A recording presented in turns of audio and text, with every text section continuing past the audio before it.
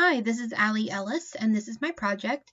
I decided to do an imitation of an ancient Greek mask, specifically the rustic, which is described as broad-lipped, flat nose, crown of hair, and very weathered.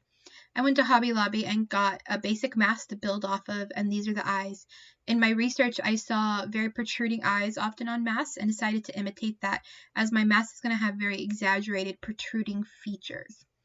I laid out the mask, where the mouth was going to be, where the eyes were going to be, and then I decided to get a Dremel and Dremel in holes into the eyes so that it looks like it could be a wearable mask.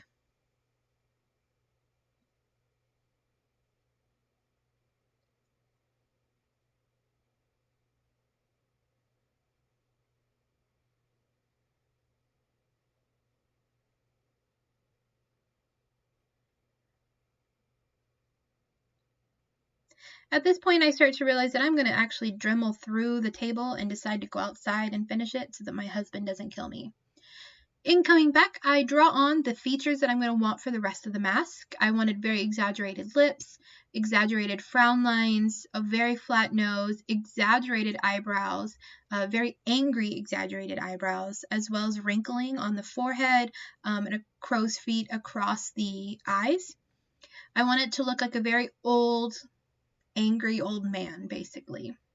I knew I wanted to sculpt this in a way where I was not digging out the features out of the clay. I wanted to add two so that they stood out. I am using the air-dry Crayola clay, which in hindsight was a terrible idea. I should have used a much better form of clay, but as this was the first time for me to ever do something like this, I decided cheaper was better since I wasn't wasting supplies. I realized at this point that I should have dremeled out the nose as well so that I could exaggerate a flat nose, whereas the mask made the nose stand out more. But by this point, I was a little too far into the project to redo it. These are the exaggerated frown lines or laugh lines that I wanted. And then I start covering the mask with a thin layer of clay. Once again, hindsight got me. I should have done a much thicker layer of clay because it becomes a problem later on. I add in the eyes as I slowly sculpt around the head so I can get a feel for where the eyes will actually sit and sculpt around them.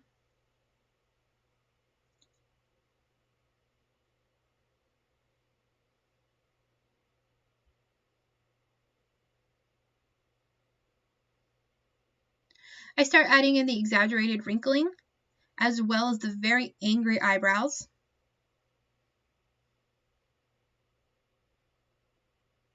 And then this is the crown of hair that I put around and added texture to.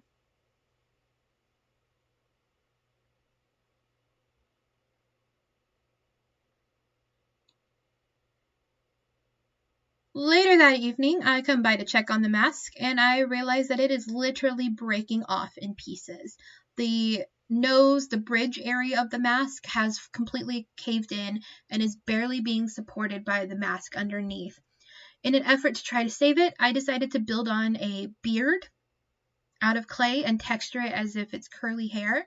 This would add stability to the mask and actually give me this angry old man look even better. At this point, the mask is caving in, and my husband helps me to try to frantically save it by adding more clay to try to build more stability in the bridge area. And the next day, I check on it one more time, and that added clay did not help it at all. So I decide to super glue it and pretend that the ancient Greeks had super glue at this point. Super glue it to the mask underneath because there is just no saving it from building up with clay. It's becoming too heavy and the mask underneath is too flexible. I also add a wash on the nose of this Mod Podge type glue so that I can maybe save it. Several hours later, I decide that it is stable and I start to paint. I do a base wash of a very yellowish beige color to give it the look that it's made out of stone. I come in and add some brown and go over it, especially in the textured areas, so that give it just more dimension. I add black to the nostrils as well as inside the eyes so that it looks more hollow, like they would wear it in ancient Greek times. I come through on the exaggerated features and add a very deep grayish brown color, and then I wash over it one more time with the beige yellowish color. That way it just looks weathered and old, like it's been carved out of stone. This is the final project. I'm very proud of it. It is 3D. You can actually pick it up. It's not the most stable structure in the world. I tried to give it that look that it's been carved out of stone and very weathered. Thank you.